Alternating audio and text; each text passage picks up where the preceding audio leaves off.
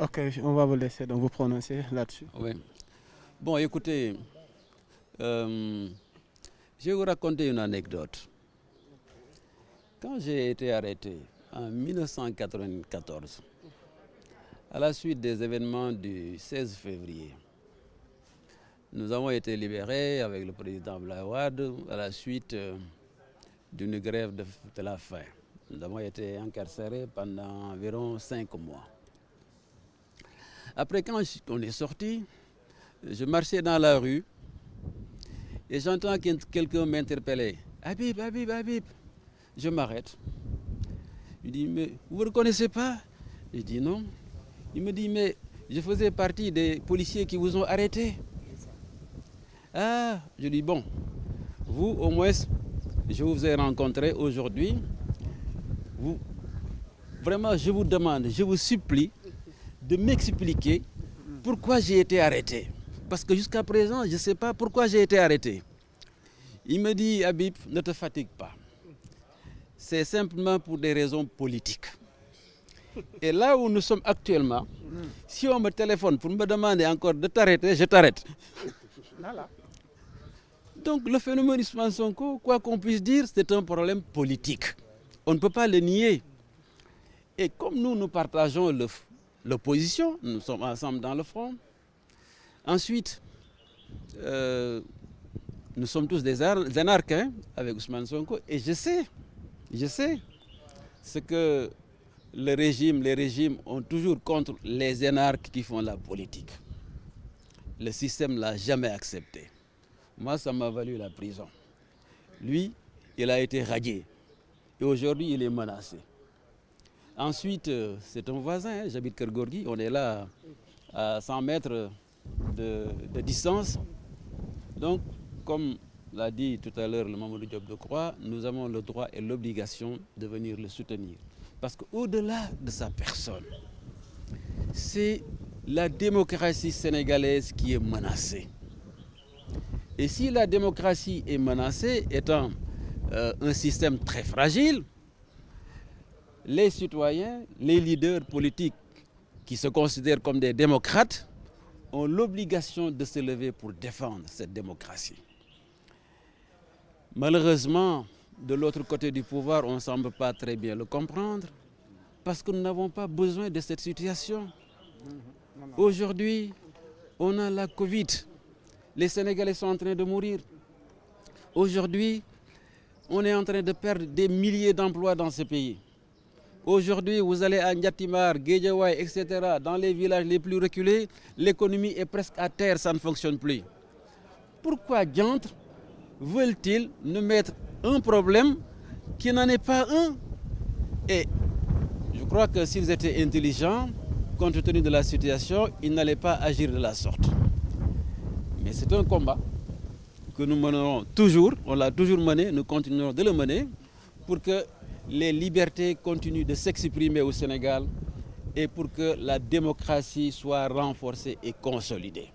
Voilà en gros moi ce que. ñu jeexalee mbalaanu kiiraay gi ndax ñu bëri dañuy jàpp ni vice de forme dafay am ci procédure gi ni mel assemblée nationale taxawaay wu mu war a am ci wàllu séparation des pouvoirs def na ko boo ci mënee dikkaat ci olof. Bon, vous savez, moi je suis juriste, quoi. Le droit qu'on peut lui faire tout ce que l'on veut.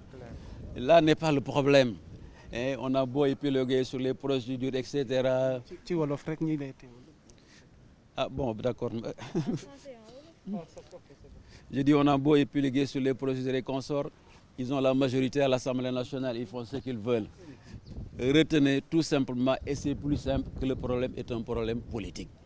Le problème étant un problème politique, il faut une réponse politique. Comment? Mais ce que nous sommes en train de faire actuellement, c'est-à-dire que venir, soutenir, etc., avertir. Une série d'arrestations à chaque fois, c'est la marche. Comment comptez-vous mener ce combat? Bon, là, c'est au niveau de l'opposition, on verra s'il y a des actions, s'il y a des actions à entreprendre, nous les entreprenons.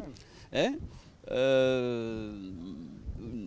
Si nous devons aussi communiquer, nous allons communiquer. Et je crois que jusqu'à présent, la communication se passe très bien au niveau de l'opposition, et particulièrement des éléments de Sonko, en espérant que la raison va revenir de l'autre côté pour que cette affaire-là, vraiment, on l'oublie et qu'on passe à autre chose de plus important, plutôt que continuer à épiloguer sur ces problèmes dont le Sénégal n'a pas besoin.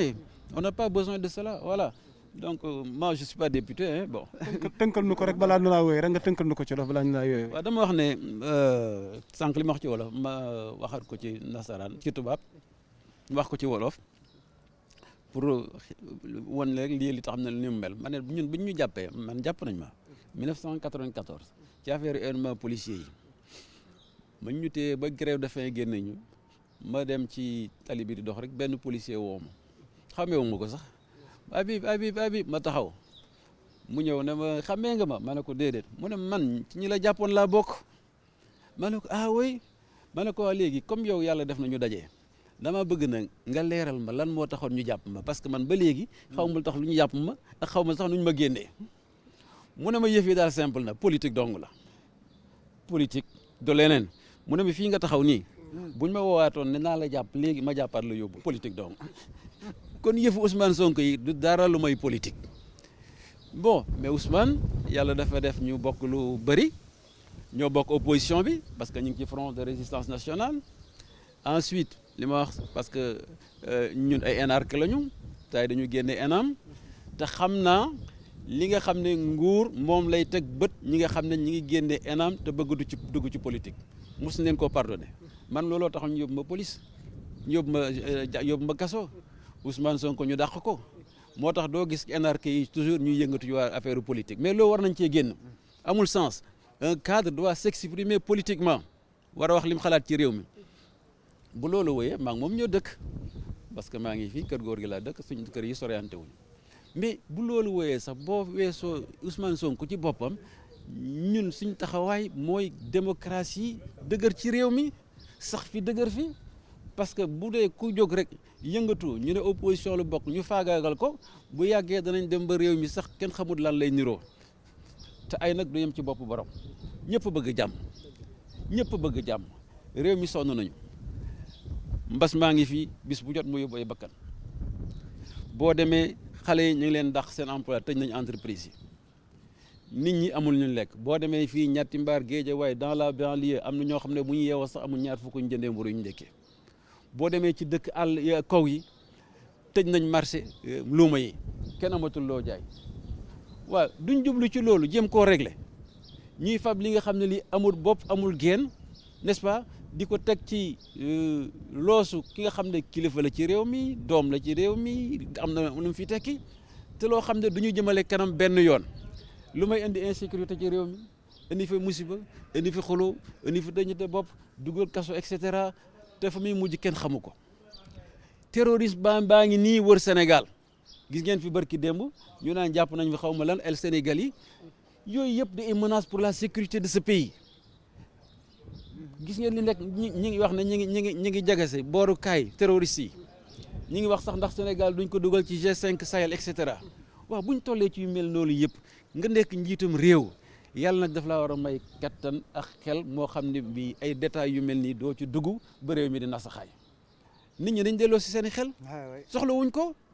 alors moo tax ñun ak ñii ñëpp ñu ñëw di taxawaay bu mel nii pour que ñoom bu ñu déggee ñi nga xam ne ñoo nekk ci bopp réew mi ñu xam ne réew kenn du ko caaxaane am réew duñ ko laccantoo xam ngeen luy laccantoon déet leeralal ñu ko xam nga laccantu mooy li xale yi di def di foo boo nekkee xale mooy nga nekk ci bu njëkk amuñu woon ay jouet buñ nekkee xale da nga daa ñëw tool ay ban ak yooyu di foo ci suuf si et cetera foo xale rek làccantu moom loolu la ñuy def am réew nag kenn du ko làccantu réew dañ koy téye ngëp ko ba mu dëgër kenn du ko caaxaane ñoom nañuy làccantu du fooyee réew mi loolu daal mooy. malaanu kiiraay gi yëkkati bi ndax mun nga ci dikkaat anam yi nga ko. kiiraay député yi majorité et cetera yooyu yëpp amul solo affaire bi politique la rek politique bi nañ ci génn.